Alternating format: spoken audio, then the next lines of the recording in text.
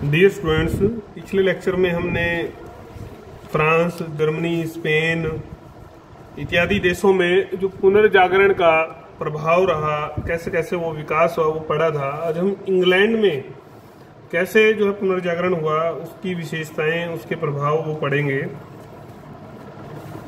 14वीं से 17वीं शताब्दी के बीच में ये सारा कार्यक्रम यहाँ पर चला। जोफ्री चौसर, हमने पहले भी आया था चौसर का नाम, कैंटरबरी टेल्स नाम से जो इनकी पुस्तक है, और अन्य पुस्तकों में इनकी ट्रायल्स और क्रेसिडा भी है पुस्तक। ये काव्यों की इन्होंने रचना की। इटली, फ्रांस का भ्रमण किया। एक महान कवि जो है ये यहाँ के थे। और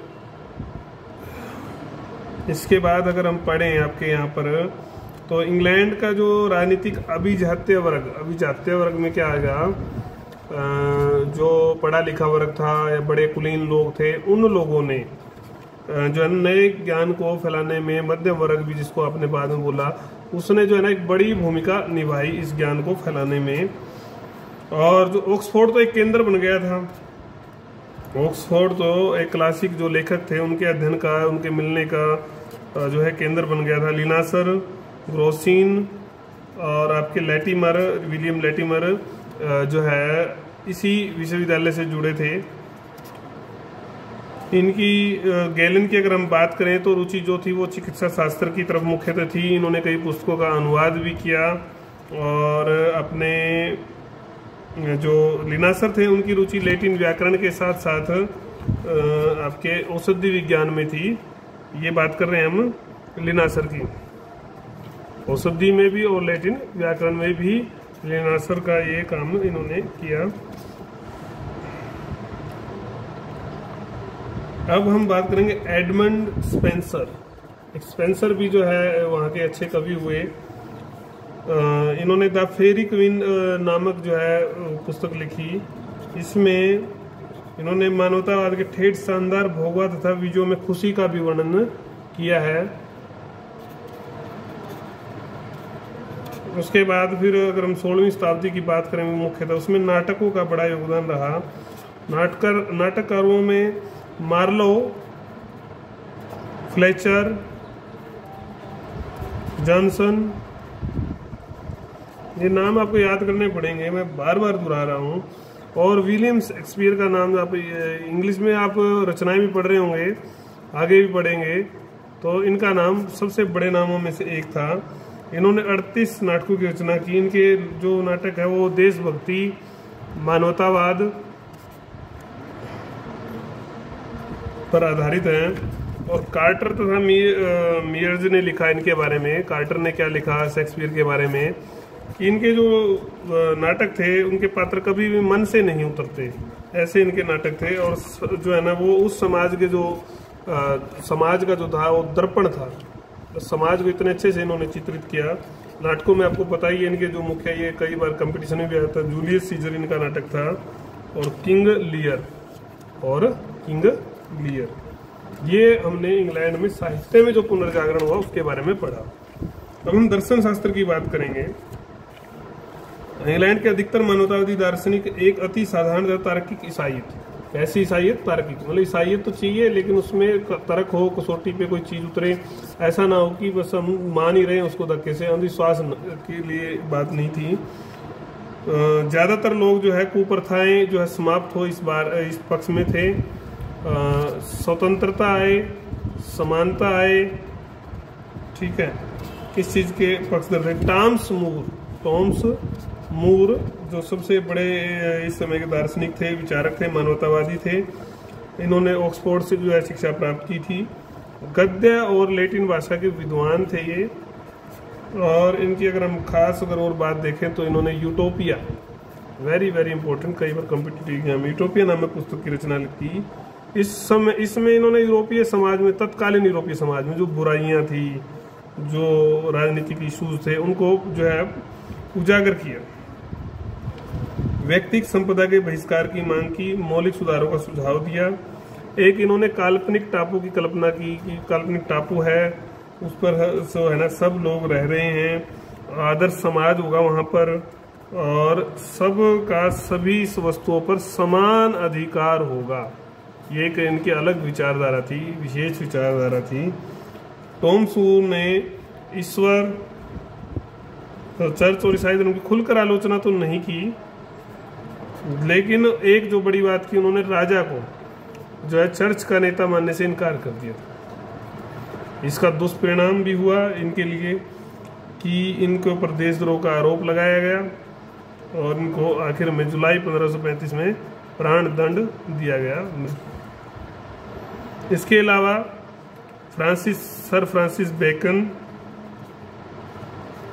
इन्होंने नोम ऑर्गेनिम पुस्तक लिखी, द एडवांसमेंट ऑफ लर्निंग लिखा, और इन्होंने ही दर्शन शास्त्र में एक नई जो सोच थी वो थी आपकी आगमनात्मक।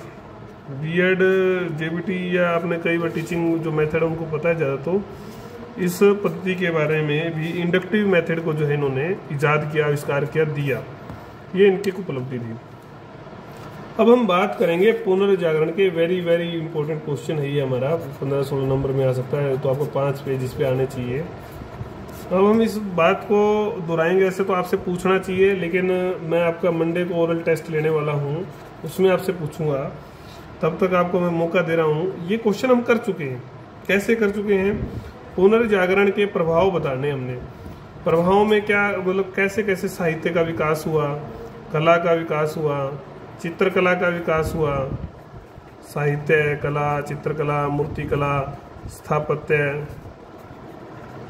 ठीक है, आपका संगीत, देसी भाषाओं का विकास या अन्य विदेशी भाषाओं का विकास, ठीक है, राजनीतिक क्षेत्र पर क्या प्रभाव थे, धार्मिक क्षेत्र पर क्या प्रभाव थे, विज्ञान की उन्नति में क्या विशेष हुआ, और अगला बिंदु जो है वो उद्योग और व्यापार में इसने कैसे विशेष उन्नति की। ये प्रभाव है। इसमें से अगर हम बात करें, अब आप जो है एक सेकंड रुकें,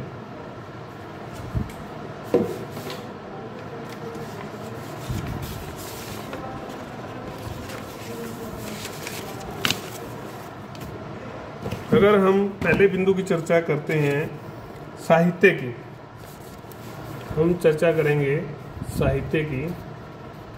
साहित्य में क्या हुआ? देसी भाषाओं का विकास। अब यहाँ देसी भाषाओं से मतलब हमारी मराठी, गुजराती नहीं है, वहाँ विश्व के पटल पर लैटिन भाषा का विशेष जो है वो मान था, लैटिन और यूनानी पहले, पुनर्जागरण काल से पहले। तो उसके बाद पुनर्जागरण में क्या हुआ कि जो देसी भाषाएं थी, अंग्रेजी, स्पेनिश, आपकी जर्मन, फ्रेंच, इटालियन, इन सब भाषाओं में जो है साहित्य रचा जाने लगा। स्वीडिश थी, अन्य अन्य भाषाएं। आप बाइबल का भी एक मुख्य उदाहरण था, क्योंकि बाइबल का अनुवाद विभिन्न भाषाओं में हुआ, तो ये इससे भी पुनर्जागरण में सहायता मिली। तो ये अन्य अन्य भाषाओं का विकास हुआ। जब साहित्य की रचना शुरुआत हो गई तो फिर वो बढ़ता ही जाता है। ये एक मुख्य जो है बिंदु इसमें रहा। इतालवी साहित्य की अगर हम बात करें, इतालवी साहित्य का विकास, इटली का जो साहित्य था, हमने दांते के बारे में पढ़ा था। दांते का जो दूसरा ग्रंथ था तो वो था दा मोनार्कियो। इसमें रोमन साम्राज्य के आदर्शों का पूर्ण रूप से समर्थन, व्यक्तिगत दा मोनार्कियो। आपने डिवाइन कॉमेडी के बारे में तो पढ़ लिया था। अब हम दा मोनार्किया के बारे में बात कर रहे हैं। दा मोनार्किया में क्या था कि रोमन साम्राज्य के जो आदर्श थे, आदर्शों का, और दूसरा जो वर्णन था मुख्यतः वो था आपका व्यक्तिगत स्वतंत्रता। इस पुस्तक में, इस ग्रंथ में जो है इन दो विशेष बातों पर बल दिया गया था। इतालवी साहित्य की बात कर रहे हैं हम। पेटार्क के बारे में पढ़ा था आपने, बोकासियो के बारे में पढ़ा था।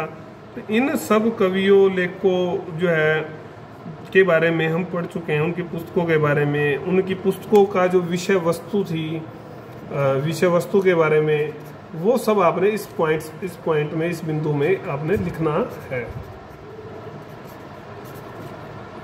अब हम बात करेंगे फ्रांसीसी साहित्य की। फ्रांसीसी साहित्य में क्या था आपको याद है तो बताएं। कोई बताएंगे कैसे? ऑनलाइन तो हम आपको नहीं पढ़ा रहे हैं, क्योंकि ऑनलाइन आप आते नहीं हैं। और रेबेलास ने महत्वपूर्ण भूमिका निभाई थी। धार्मिक कट्टरता, पुराणपंथिता के विरुद्ध आवाज उठाई, संपन्न लोगों, अंधविश्वास, धार्मिक कट्टरता पर आघात किया। हास्य व्यंग्य की इन्होंने मिश्रित शैली अपनाई थी। हास्य और व्यंग्य की मिश्रित शैली का इन्होंने प्रयोग किया। और गगनतुआ नामक जो है पुस्तक, इन्होंने उसको नया संदेश ऐसा करके बोला जाता था, उस पुस्तक की खोज की। मूल मंत्र था प्यास, बौद्धिक और नैतिक प्यास, अनुभव की प्यास। मूल मंत्र जो था वो था प्यास। प्यास किस चीज की? प्यास थी बौद्धिक, नैतिक, अनुभव और यथार्थ। कितना अच्छा कंसेप्ट इनका था। मोंटेन ने फ्रेंच भाषा में अनेक निबंधों की रचना की जो मैत्री, शासन तंत्र, शिक्षा तथा युद्ध से संबंधित थे। नया नाम आया है मोंटेन। ये थोड़ा कम आया है, इसलिए मैं इसको थोड़ा ज़्यादा विस्तार से आपको बता रहा हूँ, इसलिए इसको आप जोड़ लेना उसमें। वह प्रथम आधुनिक व्यक्ति के नाम से इनको जाना जाता है। लेकिन फिर भी एक और विद्वान थे जिनको गद्य को, जो फ्रेंच गद्य था उसको जो है प्रभावशाली बनाने का श्रेय जाता है, वो थे जॉन काल्विन। ये फ्रांसीसी साहित्य में। अंग्रेजी साहित्य तो जस्ट अभी हमने इसी वीडियो में पढ़ाई है, आपको ध्यान है। कैंटरबरी टेल्स, जोफ्री चासर, फेरी क्वीन, एडमंड स्पेंसर, ये सब नाम आपके आए थे। शेक्सपियर का भी। अन्य भाषाओं का ये हो गया आपका अंग्रेजी साहित्य। अब पांचवा जो बिंदु आता है वो है आपका अन्य भाषाओं का। अब इसमें अन्य भाषाओं में आपके, वैसे तो हम पढ़ ही चुके हैं, देसी भाषाओं में, अन्य भाषाओं में कोई अलग बिंदु नहीं है, ठीक है, एक ही बिंदु है ये। अगर सही से देखें तो राजनीतिक क्षेत्र पर प्रभाव। राजनीतिक क्षेत्र पर क्या प्रभाव हुआ इसका, साहित्य का, पुनर्जागरण का, इसके बारे में देखेंगे। दांते का आपने नाम पढ़ा था, डिवाइन कॉमेडी, उसमें उसने जो सिद्धांत दिए। द मोनार्किया में भी उसने कहा, द मोनार्किया में क्या कहा उसने, मोनार्किया में, कि राज शक्ति सर्वोच्च होनी चाहिए।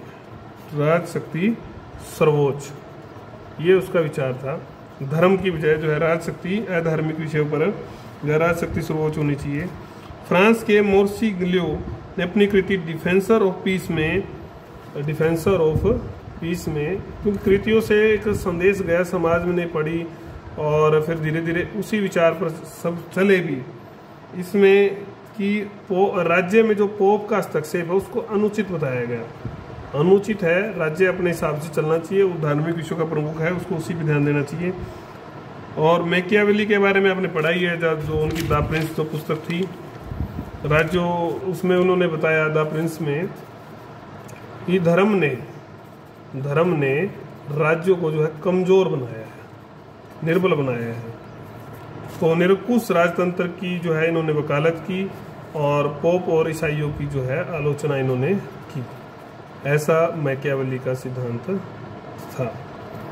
इसलिए इनको जो है ना, चर्च के जो लोग थे वो इनको शैतान का अवतार मानते थे, भी शैतान है ये तो। और जबकि अन्य जो सिद्धांत अच्छे लोग थे, विचारक थे, उन लोगों ने तो इनको, हमारे यहाँ अगर आज की बात करें तो उनको आधुनिक चाणक्य की उपाधि भी दी, इनके इस प्रकार के अच्छे राजनीतिक विचारों के कारण से। फिर आती कला की उन्नति, ठीक है। अभी हमने दो चीज़ें पढ़ी हैं मुख्य रूप से। अगर हम साहित्य में जो हमारा बिंदु था, साहित्य की सब हेडिंग है, साहित्य जो है बड़ी हेडिंग है हमारी, उसकी सब हेडिंग ये थी। दूसरा जो बिंदु था अगर हम बात करें तो वो था राजनीति, दूसरा बिंदु। और तीसरा बिंदु जो है हमारा, इसके जो है वो है कला।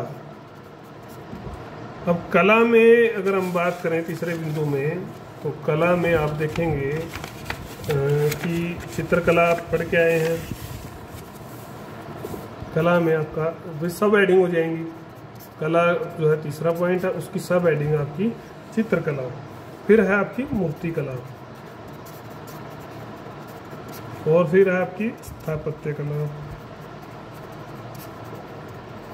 और फिर इसी के अंदर जो है आपकी आती है जो है संगीत। इस पुस्तक में तो इन्होंने जो है विज्ञान को भी इसी के अंदर लिया है, जबकि ये अलग बिंदु मेरे हिसाब से बनेगा। तो विज्ञान जो है अलग क्षेत्र था, फिर विज्ञान आएगा। ये आपकी मैन हेडिंग की बात कर रहे हैं हम। और फिर पांचवा जो मैन हेडिंग है वो आपका आएगा धर्म सुधार आंदोलन, और छठा जो आएगा वो आएगा फिर उद्योग व्यापार और वाणिज्य का उत्थान। उद्योग व्यापार और वाणिज्य का उत्थान।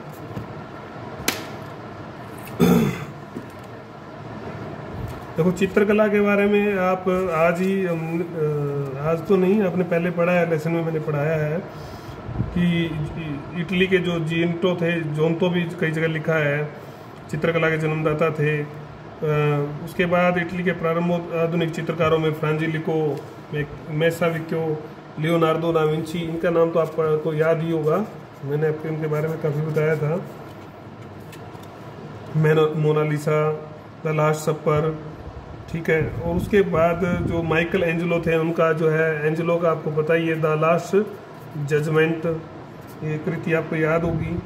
सांजियो राफेल, ये सब आप याद रखें। तितियन, इनके बारे में आपने इसमें लिखना है। और दूसरे देशों के भी जो चित्रकार थे उनको भी आप इसमें ऐड कर दें, ताकि ये पॉइंट आपका अच्छा हो जाए। उनकी कृति, उनकी रचनाएं, उन्होंने कौन कौन सी उसके लिखी। इसमें लोरेंजो गिबर्टी, डोनाटेलो, लुका देला रोबिया, माइकल एंजेलो, ये सब आपने नाम अभी पढ़े हैं। इनकी रचनाएं फ्लोरेंस में डेविड मोसेस की मूर्तियाँ, स्वेनिस में सेंट जॉर्ज और सेंट मार्क की आदमकद मूर्तियाँ, ये आप पढ़ चुके हैं। स्थापत्य में भवन कौन कौन से बने, फ्लोरेंस निवासी ब्रूनेलेस्की नवीन भवन निर्माण, मेहराब, गुम्बद, ये सब पढ़ चुके हैं आप, मैं इसलिए इनको रिपीट नहीं करूँगा।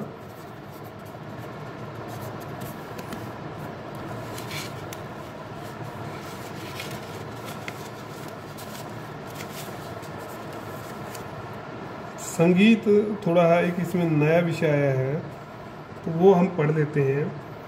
मार्टिन लूथर नाम का एक व्यक्ति था जिसने धर्म सुधार आंदोलन, अगले पाठ में हम इसके बारे में पढ़ेंगे, धर्म सुधार आंदोलन का जो लेसन चलेगा, उसे काल में अनेक उन्होंने धार्मिक गीतों का उत्थान किया। स्वयं लूथर ने भी रचना की। गियो नानी पालेस्ट्राइना, ये एक प्रसिद्ध गायक थे इटली के। इनकी रचना जो है भी प्रकाशित हुई 1554 में। इनकी बनाई हुई जो स्वर लिपि है वो आज भी गिरजाघर की जो प्रार्थनाएं होती हैं उनमें प्रयोग किया कि ये आप लिखेंगे संगीत में। इटली के संगीतकारों के साथ मिलकर नवीन संगीत कला का भी इन्होंने विकास किया। और इसके साथ साथ ही संगीत में वायलिन और हाउप्सिकार्ड जैसे आपके जो वाद्य यंत्र थे वो प्रयोग होने लग गए थे। ऐसा करके संगीत के क्षेत्र में विकास हुआ। फिर आपने विज्ञान के क्षेत्र में कोपरनिक्स, कैपलर, गैलीलियो, इन सब के बारे में तो आप पढ़ चुके हैं। गुरुत्वाकर्षण, पृथ्वी केंद्र, धर्म सुधार एक महत्वपूर्ण था। मध्यकाल में तो आपको पता ही है कि चर्च सबसे ज़्यादा शक्तिशाली केंद्र जो है चर्च थी। आपने पढ़ाई है कि चर्च की बुराइयां, पादरियों की, पोप का जो वर्षव था, उसके ऊपर ही ये जो सारा साहित्य आंदोलन चला। उनकी कट्टरता को ख़त्म करना है, उनकी जो रूढ़िवादिता है, उनका जो एक छत्र राज है, उसको समाप्त कर कर ही मानव को केंद्रित करना है। और मानव में भी मानव का जो ये जीवन है, प्रेजेंट जो है, ये विषय था। और इस पर ही इन लोगों ने बल दिया जो धर्म सुधार आंदोलन थे। व्यंग्य कैसे पुरानी व्यवस्थाओं पर और मानवतावाद, सौंदर्यवाद, इन चीज़ों पर बल देकर मनुष्य का जीवन कैसे उन्नत बनाया जाए, इस पर इनका ध्यान था। अब बात करते हैं हम, और इस सारे से एक नई जो चीज़ की स्थापना हुई थी उसको बोलते हैं, मार्टिन लूथर ने किया था जो चर्च के विरुद्ध प्रोटेस्ट। प्रोटेस्ट से ही पता चल रहा है आपको, प्रोटेस्टवाद। प्रोटेस्ट किया इन्होंने, जो परंपरागत व्यवस्थाएं थी, जो गलत व्यवस्थाएं जो जोर पकड़ रही थी, उसके विरुद्ध में। उद्योग, व्यापार और वाणिज्य, जब ये सारा कार्य चला तो उस काल में शांति भी स्थापित हुई थी थोड़ी बहुत, और औद्योगिक नगर भी स्थापित हुए थे, ये हम पढ़ चुके हैं। और इन सारे से वाणिज्यवाद और पूंजीवाद का उत्थान हुआ। अन्य देशों की खोज हुई, अच्छे संबंध बने, और अंतर्राष्ट्रीय व्यापार जो है वो समृद्ध हुआ। ये हम मानते हैं कि आपके पुनर्जागरण के जो है प्रभाव की उद्योग में, धर्म सुधार में, विज्ञान में, संगीत में, साहित्य में, राजनीति में, ये सब हुए। इस तरह से हमारे पाठ जो है 2 कंप्लीट हो गए हैं। तीसरा पाठ धर्म सुधार आंदोलन है। इसमें जो इम्पोर्टेंट क्वेश्चन आए हैं मैंने आपको साथ ही साथ बताने का प्रयास किया है।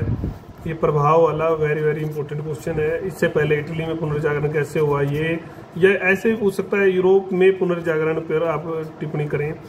तो यूरोप में फिर आपको सभी देशों के बारे में बताना होगा। इटली के बारे में थोड़ा ज़्यादा बता देंगे। 15-16 नंबर में देखो 4-5 पेज तो चाहिए, तो इसलिए आप थोड़ी सी स्टडी जारी रखें। फिर पुनर्जागरण आंदोलन के कारण क्या थे, ये भी हम पढ़ चुके हैं। ये भी एक बड़ा क्वेश्चन जो है 15-16 नंबर में आ सकता है, आपके कारण और प्रभाव पर भी आ सकता है। इटली में ही पुनर्जागरण क्या था, इटली में ही क्यों प्रारंभ हुआ, या इसकी विशेषताएं क्या थी। क्वेश्चन किसी भी तरह से आए, आप उसके लिए तैयार होने चाहिए। क्वेश्चन कोई घूम के पूछे, किसी तरह से पूछे, पुनर्जागरण के सामाजिक, धार्मिक, सांस्कृतिक, आर्थिक और राजनीतिक प्रभाव का वर्णन पूछ सकता है, तो उसमें फिर आपको इस चित्रकला इनके बिंदुओं के माध्यम से अलग डिवाइड करके नए पॉइंट्स बनाने पड़ेंगे जो उन्होंने पूछे हैं। मतलब क्वेश्चन को पढ़ें, समझें और फिर उत्तर दें। तो जो अब टेस्ट आपका मंडे को होगा, तो उसके लिए आप तैयार होंगे। और लेसन आपका कंप्लीट जरूर हो गया है। आपको पता ही है हमारी 1:30 से 2:30 भी एक प्रॉब्लम सॉल्विंग क्लास रहती है, और आपकी सुबह 9 बजे भी क्लास होती है। उसके अलावा भी आप किसी भी समय ऑनलाइन आकर जो प्रॉब्लम ले सकते हैं। आपको पूरा जो है स्वतंत्रता है, किसी भी समय आप मैसेज भी छोड़ सकते हैं।